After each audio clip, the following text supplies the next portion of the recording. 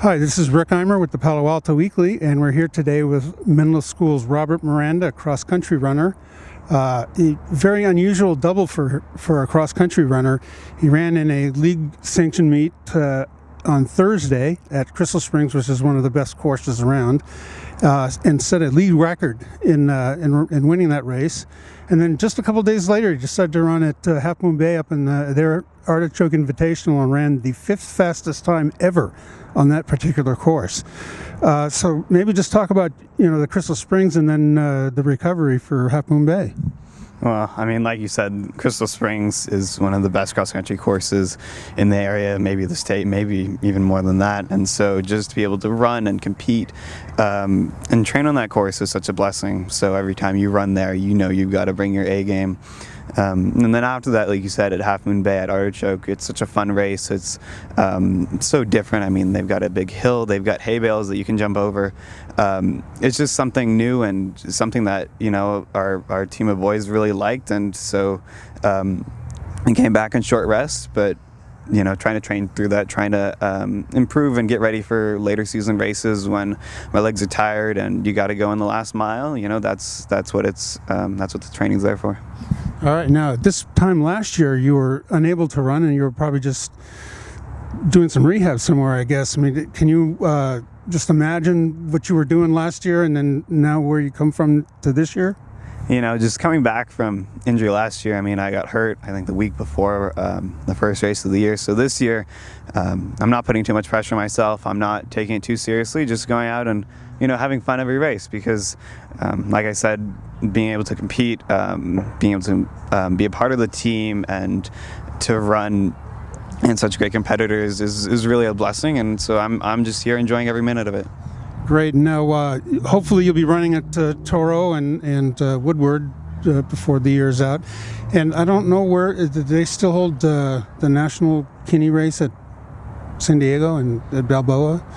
Yeah. Oh, okay. So, I mean, it's 3 really amazing sites to look forward to. Do you kind of use that as a motivation through the season, that postseason stuff? Of course. I mean, long term, you're always thinking about what's the end goal for the season, where's my real peak when I come in.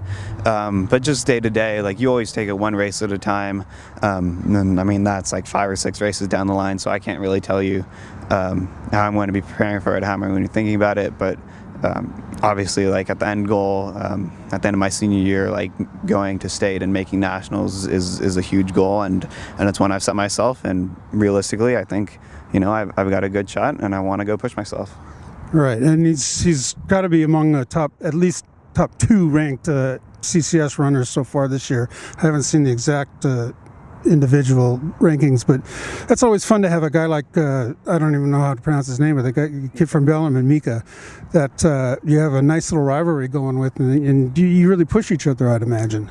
Oh, of course. I mean, he's such a great guy. I mean, we've been competing against each other since our freshman year now, and so I've gotten to know him a little bit better, and just to be able to compete against him, because he really brings out the best in me, and I certainly hope I bring out the best in him.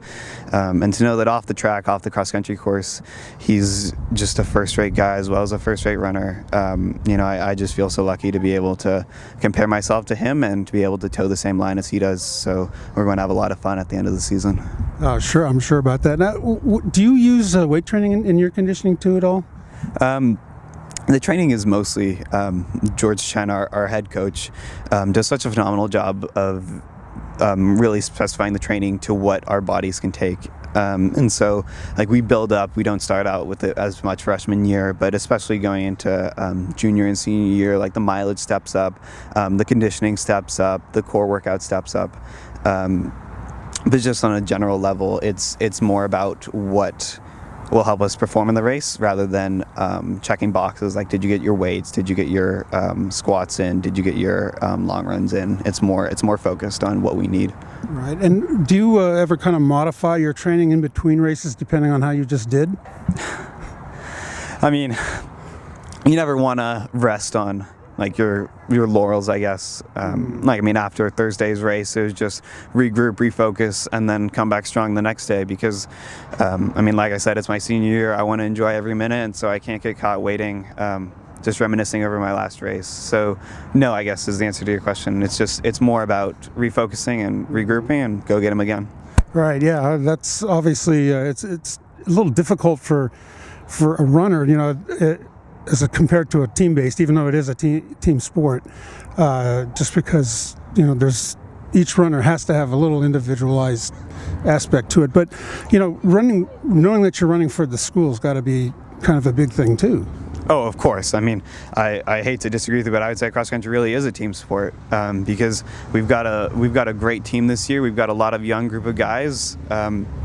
And just knowing that when you go out every day to practice, they're right there with you. And I mean, maybe I don't finish in the same time as they do in a race, but we're all pushing our personal best. We're all working hard every day in practice. And just knowing that you have that camaraderie, that you have that support, that means so much. And like you said, that helps so much coming in day to day, just having that team environment. Yeah, I didn't mean to submit you, but like, a pitcher does pitching and a batter does batting, and basically that's all they do. But cross country seems that you're going to work your muscles a little different than other people. But anyway, we've been talking to Robert Miranda, and he's our Athlete of the Week, and congratulations. Thank you so much.